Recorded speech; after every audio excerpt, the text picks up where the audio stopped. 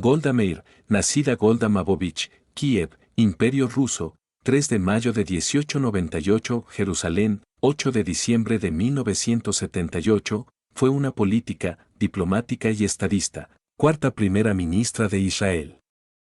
Fue la primera mujer en Israel y tercera en el mundo en llegar a tan alto cargo.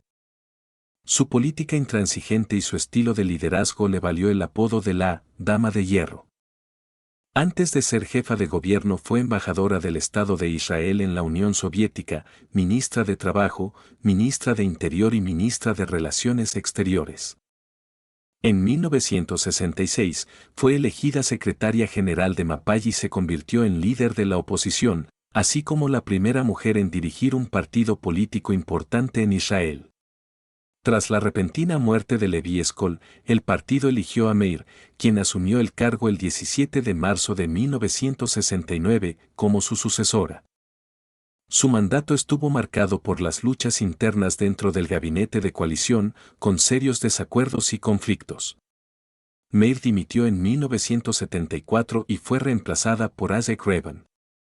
Golda fue la séptima de los 8 hijos de los Mavovich, una familia judía tradicionalista, aunque no religiosa, y de condición muy humilde, radicada en Kiev, actual capital de Ucrania y por aquel entonces parte del Imperio Ruso. Su niñez supo de penurias y sufrimiento, 5 de sus hermanos mayores murieron de pequeños a causa de la pobreza y las enfermedades. Su familia vivió en carne propia los pogromos antisemitas que asolaron a los judíos europeos a principios del siglo XX. En tanto su padre Moshe, un modesto carpintero, decidió en 1903 emigrar a los Estados Unidos en busca de sustento, dejando atrás a la pequeña Golda de 5 años junto a su madre autoritaria, y a sus hermanas, la pequeña Sipke y su hermana mayor, Seina. Golda admiraba a esta última, que se había afiliado a círculos sionistas socialistas clandestinos, castigados duramente por las autoridades del zar. Fue en ese mismo año cuando pogromos especialmente violentos provocaron las protestas de la comunidad judía en Rusia.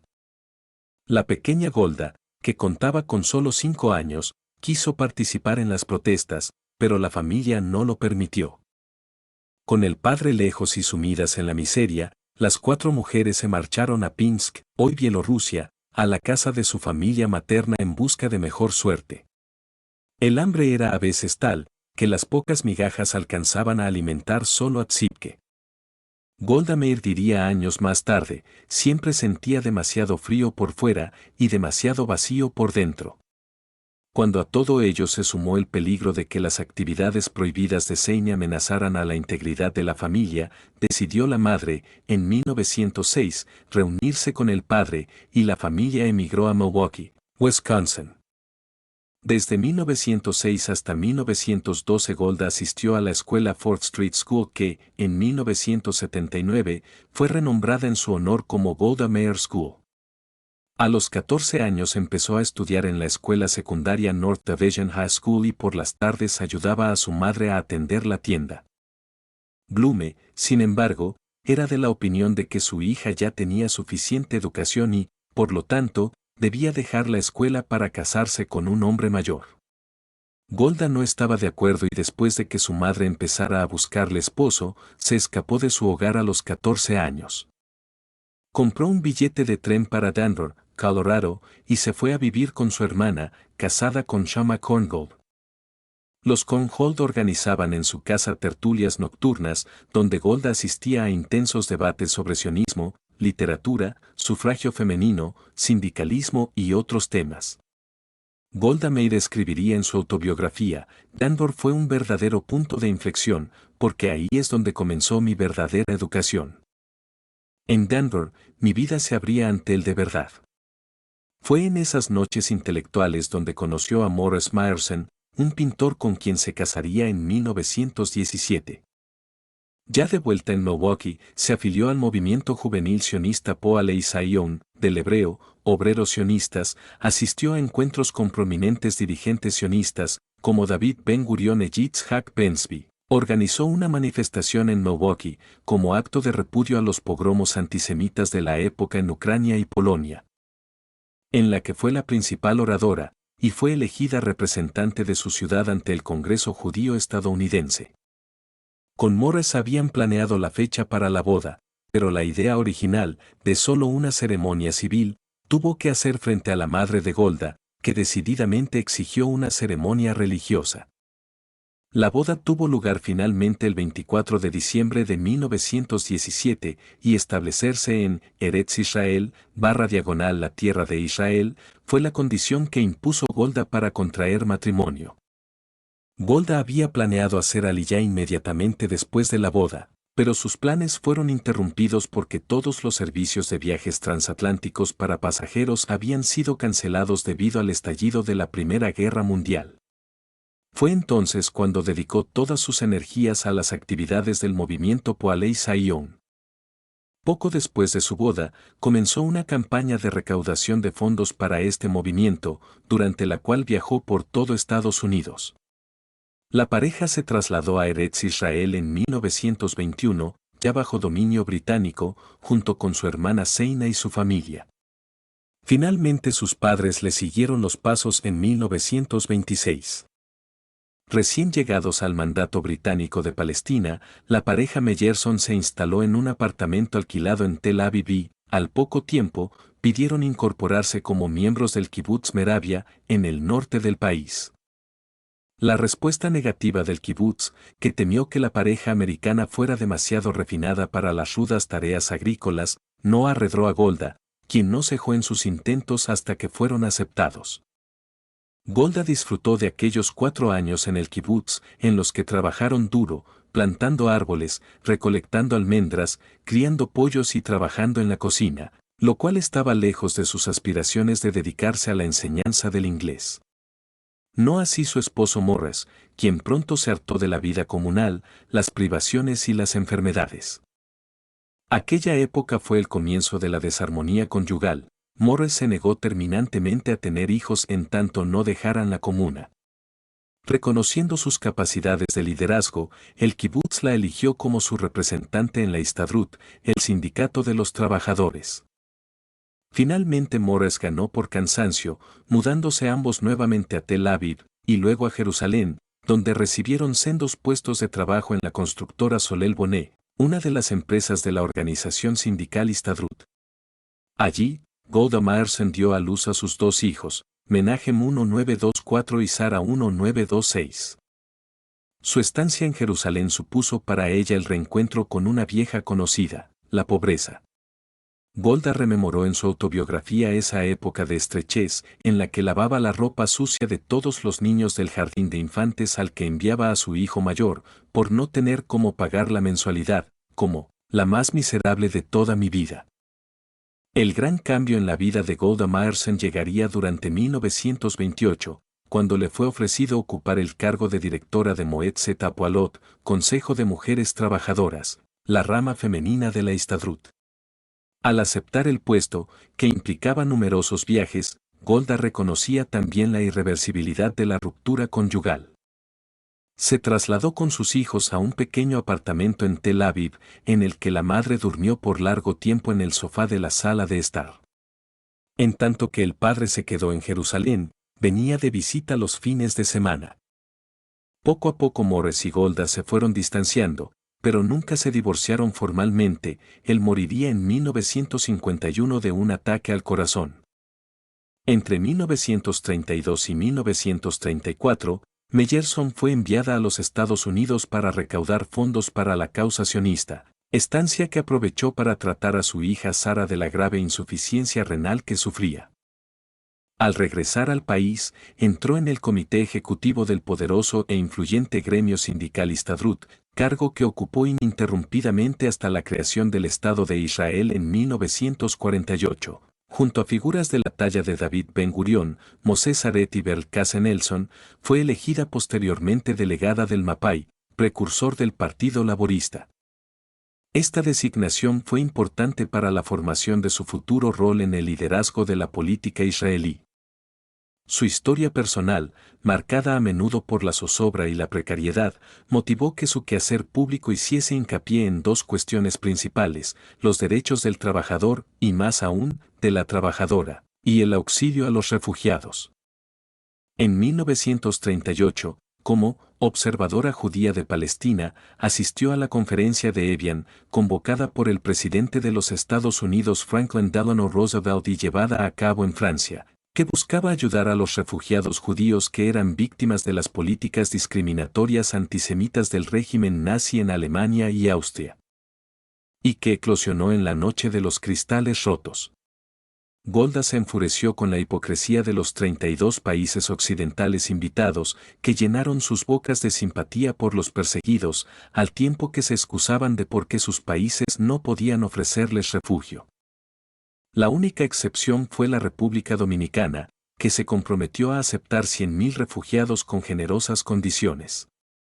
De modo similar y por motivos humanitarios, condujo la lucha en contra de las fuertes restricciones a la inmigración judía, impuestas por el mandato inglés mediante el Libro Blanco de 1939, en vísperas de la Segunda Guerra Mundial. Golda quedó muy decepcionada por el resultado de la conferencia y comentó a la prensa: «Solo hay una cosa que espero ver antes de morir, y es que mi pueblo no necesite de manifestaciones de compasión nunca más». Acerca de Honest Paven, a la sazón ministro británico de Exteriores y acérrimo opositor a la apertura de las puertas del mandato a los refugiados de Europa y de su gobierno, dijo Golda Meir al cabo de los años: «No sé si este hombre era demente, o solo antisemita, o ambas cosas. Los responsables de la política inglesa nunca podrán perdonarnos el habernos convertido en nación sin su expreso consentimiento.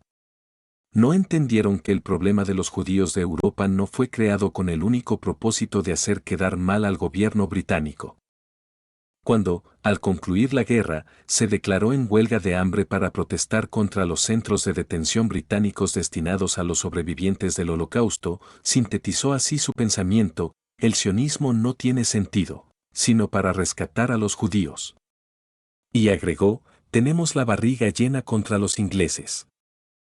Pero nuestra principal acusación es que su libro blanco nos convirtió en impotentes, mientras podríamos haber salvado cientos de miles, o aunque más no fuera, decenas de miles, o incluso, un solo judío».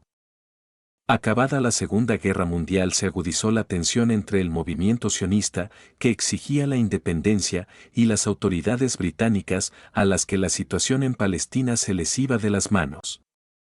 Intentando dominar la situación, los ingleses llevaron a cabo el sábado 29 de junio de 1946 una vasta operación de allanamientos y arrestos, que incluyó a buena parte de la cúpula judía del Yishuv, conocida como el Sábado Negro.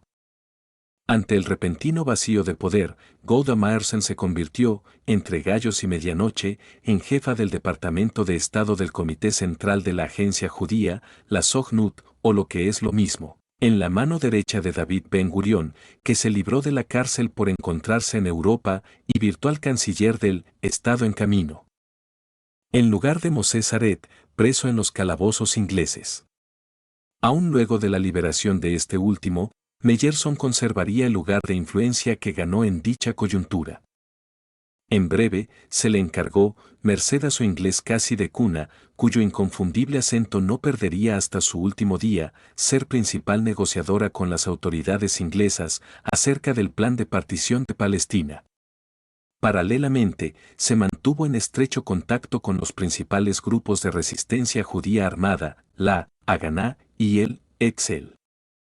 Luego de la histórica decisión de las Naciones Unidas del 29 de noviembre de 1947, por la que se creaba un Estado judío y otro árabe, y frente al rechazo total de los países árabes al plan, la cúpula sionista comprendió que la guerra era inevitable y enviaron a Meyerson a recaudar donaciones de la comunidad judía norteamericana para financiar la compra de armamento.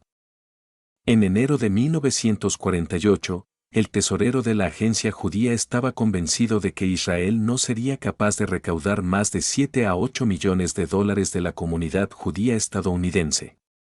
Golda, a secas, como ya se le conocía, volvió con un monto de 50 millones de dólares en su bolsillo, que serían utilizados para comprar armas en Europa para el naciente Estado.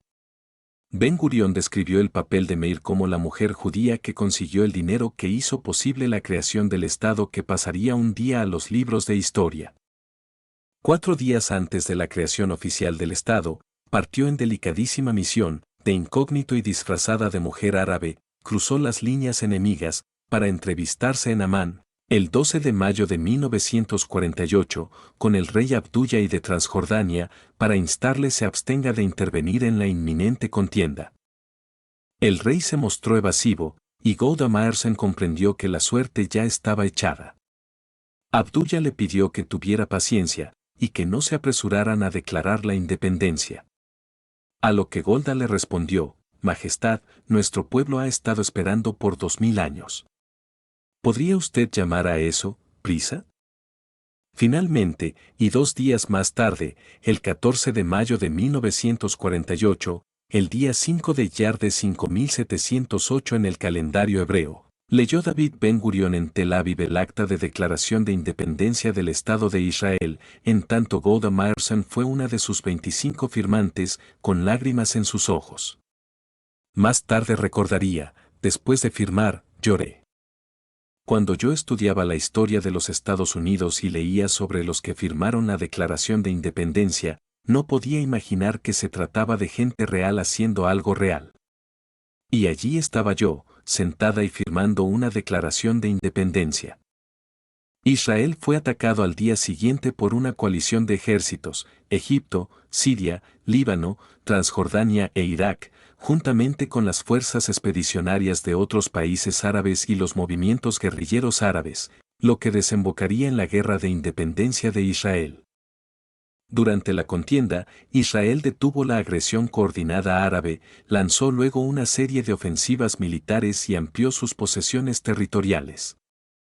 De inmediato y sin pausa, salió nuevamente de colectas a los Estados Unidos, y allí mismo le fue comunicado acerca de su nombramiento como primera embajadora de Israel ante la Unión Soviética, función que cumplió entre el 2 de septiembre de 1948 y marzo de 1949. En ese momento, las buenas relaciones con la Unión Soviética eran importantes para la capacidad de Israel de proveerse de armamento desde los países de Europa Oriental para la contienda que acompañó a su independencia, mientras que Stalin y el ministro de Relaciones Exteriores de la Unión Soviética, Vyacheslav Molotov, buscaban cultivar una fuerte relación con Israel, como medio para promover la posición soviética en Medio Oriente. El recibimiento que ofreció la comunidad hebrea rusa a la diplomática del flamante Estado fue apoteósico. Decenas de miles de judíos moscovitas se acercaron a Meyerson, en ocasión de su visita a la sinagoga coral de Moscú para asistir a los servicios de Rosh Hashaná y de Yom Kippur, llevándola en andas junto al libro de la Torá y vitoreando su nombre. La pasión popular no llegó a confundirla. Si en aquellos días hubiesen enviado a Moscú un palo de escoba, dijo, diciendo que iba en representación de Israel, hubiese tenido el mismo recibimiento. En noviembre de 1948, en la recepción ofrecida en el Kremlin al cuerpo diplomático con motivo del 31º aniversario de la Revolución de Octubre, la esposa del ministro de Exteriores Molotov, Polina Semchusina, saludó a Golda Meir en yiddish. A los pocos meses Semchusina fue detenida y luego condenada a 5 años de trabajos forzados en el Gulag por el NKVD acusada de mantener relaciones criminales con nacionalistas hebreos, y su marido fue destituido del cargo que ocupaba. Alcanzó a cumplir poco menos de 1 año como embajadora, intentó que las autoridades estalinistas suavizaran el trato a la comunidad judía y que eliminaran las trabas a la aliyá a Israel, sin mucho éxito. Las relaciones soviético-israelíes se vieron complicadas por la política soviética en contra de las instituciones religiosas y los movimientos nacionalistas. Se cerraron instituciones religiosas judías y se prohibió el estudio del hebreo. En 1949 resultó elegida diputada por su partido, el Mapai, a la primera legislatura de la Knesset, cargo que desempeñó de forma continua hasta 1974. Y Ben Gurión la mandó a llamar, para nombrarla ministra de Trabajo y Seguridad Social, cargo que ocupó hasta 1956, realizando grandes proyectos como la construcción de carreteras y viviendas. También apoyó la política de inmigración sin restricciones. A pesar de su experiencia y su compromiso político demostrado a ese efecto en sus años de kibbutznik, Golda Meir tuvo que superar la hostilidad de los laboristas, ya que muchos consideraban riesgoso tener a una mujer al frente del Ministerio de Trabajo. Pese a las críticas, Meir estaba profundamente comprometida con la solución de problemas de la seguridad social que abordaron los nuevos pobladores, especialmente en lo que respecta a la asignación de viviendas y puestos de trabajo. Al año siguiente, Morris Meyerson murió de un ataque al corazón. Aunque habían vivido separados durante años, Meir no dejó de ir a Tel Aviv para asistir al funeral de su marido. El primer ministro Ben Gurión le encomendó la tarea de obtención de fondos para la construcción de unidades de alojamiento para la oleada de inmigrantes que llegaban huyendo o eran expulsados de los países árabes. Fue así que ella diseñó lo que se conoce como el Plan Meyerson, lo que permitió la construcción de más de 30,000 unidades de vivienda de una sola habitación. También supervisó la construcción de unos 200,000 apartamentos para las familias que habían inmigrado recientemente a Israel. En relación con la oleada de refugiados judíos que llegaban, Golda señaló que en Israel son tratados como seres humanos y que el Estado ha hecho todo lo posible para proporcionarles una vivienda digna y trabajo. Por el contrario, en los países árabes, los refugiados árabes son mantenidos en campamentos de refugiados y se les dio poca o ninguna ayuda para integrarse a la sociedad. En 1955, por instrucciones de Ben Gurión, se postuló para el cargo de alcaldesa de Tel Aviv, perdiendo por solo 2 votos del bloque religioso, que negó su apoyo sobre la base de que ella era mujer. En sus 7 años en el cargo, a las órdenes de 2 primeros ministros, demostró una gran eficacia en la construcción del estado de bienestar israelí y en la integración laboral y social de las masas de inmigrantes que afluían al país, dejando un sello indeleble hasta el día de hoy en la legislación laboral de avanzada que propició. Con la renuncia de Moshe Aret al cargo, pasó a ocupar la cartera de Asuntos Exteriores, 1956 a 1966, bajo el primer ministro David Ben Gurión. Su predecesor había pedido a todos los miembros del servicio exterior hebraizar sus apellidos. Tras su nombramiento, se acortó Meyerson para Meir, que significa iluminado, un cambio que Golda Meir fue renuente a realizar y decidió mantener el nombre lo más cercano posible al de su difunto marido, Meyerson.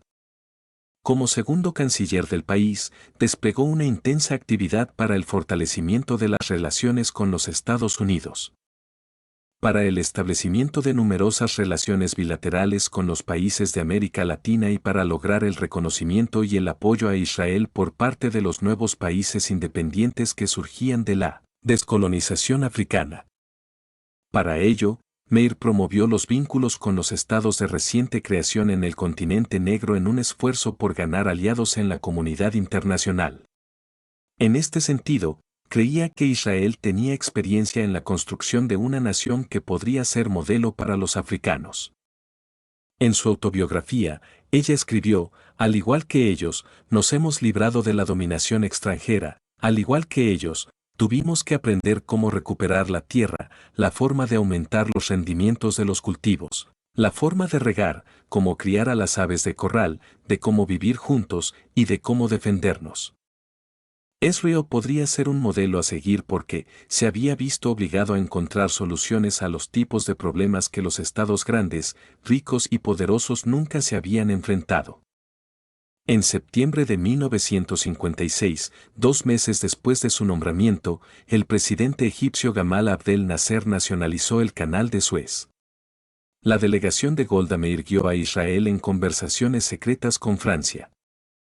El objetivo de estas negociaciones era el de un posible ataque israelí contra Nasser con el apoyo de Francia y la compra de armas a este país.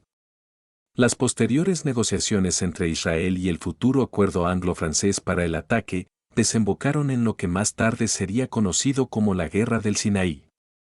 En diciembre de ese mismo año fue a los Estados Unidos. En la Asamblea General de las Naciones Unidas, en Nueva York, defendió a Israel, la Guerra del Sinaí y la presencia israelí en la península del Sinaí, que Israel capturó en la guerra.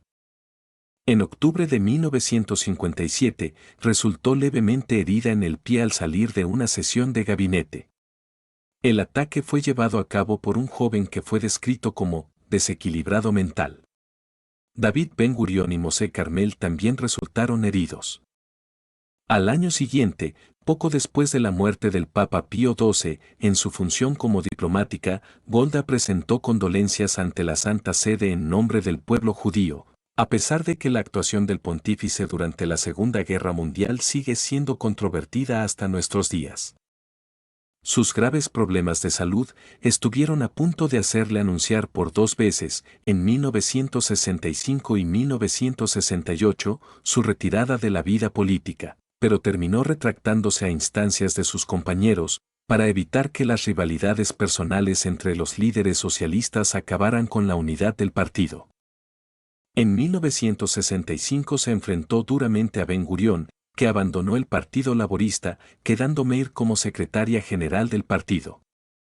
Luego, participó activamente en la reunificación de todas las fuerzas socialistas parlamentarias en el Partido Laborista Unificado. El linfoma que le fue detectado la atacó entonces, pero se ocultó a la vista del público y comenzó a recibir tratamiento de quimioterapia secretamente. En enero de 1966 dejó el Ministerio de Relaciones Exteriores a causa del agotamiento y la enfermedad y fue reemplazada por Abba Eban para la función, continuando con sus obligaciones en la Knesset. Primera ministra de Israel, editar. La súbita muerte del primer ministro Levi Eshkol en febrero de 1969 encontró a Golda Meir alejada del gobierno a causa de su dolencia, pero aún miembro de la Knesset. De entre varios candidatos laboristas que se postularon para sucederle, Meir fue sorprendentemente elegida para el cargo como candidato de compromiso. Al poco tiempo se celebraron las elecciones generales para la sexta legislatura de la Knesset, de las que salió respaldada por una holgada representación parlamentaria, 56 de 120 escaños. Aún así, prefirió proseguir con el gobierno de coalición nacional, vigente desde la Guerra de los 6 días, para lo que sumó a su gobierno a Menachem Begin y a su agrupación de derechas. En 1969 y principios de 1970, Meir se reunió con muchos líderes mundiales para promover la paz en Oriente Medio, entre los que se encontraban Richard Nixon y el Papa Pablo VI. En 1973 Golda recibió la visita en Israel del canciller de Alemania Federal, Willy Brandt. En agosto de 1970, Meir aceptó una iniciativa de paz presentada por los Estados Unidos, conocida como Plan Rogers. Llamó a la finalización de la guerra de desgaste y como parte de un acuerdo de paz global para involucrar a ambos lados, tanto árabes como israelíes, comprometiendo a estos últimos a retirarse de las tierras conquistadas a cambio de fronteras seguras y reconocidas. A pesar de la voluntad inicial de Israel de aceptar la propuesta, Egipto finalmente rechazó el plan. El partido Gaal abandonó la coalición del Gobierno de Unidad Nacional en señal de protesta, pero Meir siguió al frente con el resto de la coalición. En septiembre de ese mismo año viajó a los Estados Unidos, donde ella fue por primera vez para entrevistarse con el presidente Richard Nixon. Durante su gira por el país norteamericano se detuvo en Filadelfia, donde fue recibida por más de 30.000 judíos estadounidenses. Posteriormente fue invitada a la Casa Blanca, donde recibió los más altos honores, civiles y militares. De su periodo de gobierno se recuerdan los tristemente famosos ataques terroristas palestinos del año 1972, el secuestro del avión Sabena, célebre porque en su liberación participaron 2 jóvenes militares, futuros primeros ministros de Israel, Ehud Barak y Benjamín Netanyahu. La masacre del Ejército Rojo japonés en el Aeropuerto Internacional Ben Gurión, con un saldo de 25 víctimas, y sobre todo, el asesinato de 11 atletas israelíes en los Juegos Olímpicos de Múnich. La eficiente política exterior efectuada durante el gobierno de Golda Meir, especialmente con la Unión Soviética, permitió que durante la década de 1970 se autorizase la emigración a unos 200.000 judíos soviéticos hacia Israel a través de Austria. Muchos de estos emigrantes pasaban por el castillo Schönau, en la Baja Austria, que era utilizado por el gobierno austriaco como un campo de tránsito antes de emigrar a Occidente. En 1973, Israel hubo de hacer frente a una nueva agresión bélica asestada por una coalición de países árabes, conocida como la Guerra de Yom Kippur, que tomó al gobierno y al país por total sorpresa.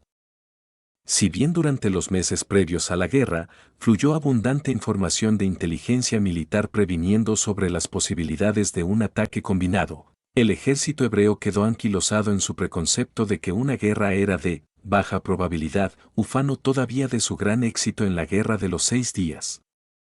La parsimonia militar confundió y contagió al ejecutivo presidido por Golda Meir. Ella misma mantuvo una reunión secreta en Jerusalén con el rey Husseini de Jordania, quien se personó especialmente para prevenir a Israel de la inminente guerra. Pero Golda dudó de sus verdaderas intenciones. Solo unas horas antes del estallido, la primera ministra decidió desoír a sus militares, el ministro de Defensa, Moshe Dayan, y su ministro y excomandante en jefe Haim Bar-Lev, y ordenó movilizar a las reservas, en una de las decisiones más dramáticas y cardinales de toda la contienda. Aún así, Golda Meir jamás se perdonó su crucial aporte al fiasco. Deberé vivir hasta el fin de mis días sabiendo algo tan terrible, escribiría en su autobiografía. Golda Meir consideraba que Israel no podía depender de los estados europeos del suministro de equipos militares y que el único país que podría acudir en apoyo del Estado judío sería Estados Unidos, teniendo en cuenta que los americanos serían muy cautelosos en intervenir si percibían que fue su gobierno quien inició las hostilidades. Por lo que la estadista desistió de realizar un ataque preventivo, priorizando informar a Washington de su decisión. El entonces secretario de Estado, Henry Kissinger, confirmaría en sus memorias que la evaluación de la Dama de Hierro fue la acertada, diciendo que, si Israel hubiera lanzado un ataque preventivo, no habría recibido ni un clavo. Pero la opinión pública estuvo en desacuerdo. El informe de la comisión no hizo sino alimentar una ola de protestas que fueron incrementándose en todo el país, lo que llevó a la primera ministra a presentar su dimisión poco después de su reelección, el 11 de abril de 1974. Y fue sustituida por Isaac Rabin al frente del gobierno y del Partido Laborista. Hacia mediados de 1973, Golda Meir había llegado a un elevado grado de apoyo y consenso en la opinión pública, tanto israelí como internacional. Unos como otros la asociaban con la imagen de la Yidis Mame, Yidis, madre judía, con sentido común y sobreprotectora con sus descendientes. Fueron célebres las reuniones de sus más íntimos allegados en la cocina de su residencia oficial, la famosa cocina de Golda, en la que se decidían los destinos del país. Su partido ganó las elecciones en diciembre de 1973, pero renunció el 11 de abril de 1974, cediendo a lo que sentía era la voluntad del pueblo. 5 años son suficientes, supera mis fuerzas seguir llevando esta carga. Yitzhak Rabin fue su sucesor desde el 3 de junio de ese mismo año. 4 días más tarde renunció a su banca de la Knesset y se retiró definitivamente de la vida política. A pesar de que Meir dejó el cargo en 1974, continuó siendo una pieza importante en la vida política de su país. Cuando el 14 de noviembre de 1977, el entonces presidente de Egipto, Anwar el-Sadat, hizo el dramático anuncio de su decisión de ir a la capital de Israel, Jerusalén. La señora Meir, que se encontraba en Nueva York para la inauguración del show de Broadway, Golda, un relato de su vida protagonizada por Anne Bancroft, lo aclamó como un brillante gesto, pero aconsejó esperar y ver, dependiendo de resultados más concretos.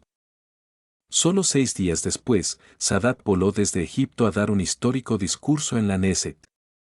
Al arribar a Israel, el mandatario egipcio parecía más a gusto con ella que con cualquiera de los otros prominentes israelíes con los que se entrevistó. En su encuentro con el líder egipcio, Golda Meir le entregó un regalo para un nieto recién nacido. Más tarde, el visitante confesó que hubiera preferido negociar con Meir. Declaró que, la anciana, realmente tiene agallas, ya que tenía la voluntad de perseverar en el camino hacia la paz. Llevando consigo los resquemores de Yom Kippur, Golda Meir se retiró al Kibutz Revivim, en la casa de su hija Sara, en donde pasó sus últimos años, hasta que el cáncer la doblegó. El 7 de diciembre de 1978 fue ingresada al Hospital Hadassah, en Jerusalén, donde cayó en estado de coma, falleció al día siguiente como consecuencia de su enfermedad, linfoma, a la edad de 80 años. 4 días después fue sepultada en el Panteón de los Grandes de la Patria, en el Monte Herzl de Jerusalén. Deja tu comentario sobre este video. Dale like. Suscríbete y compártelo.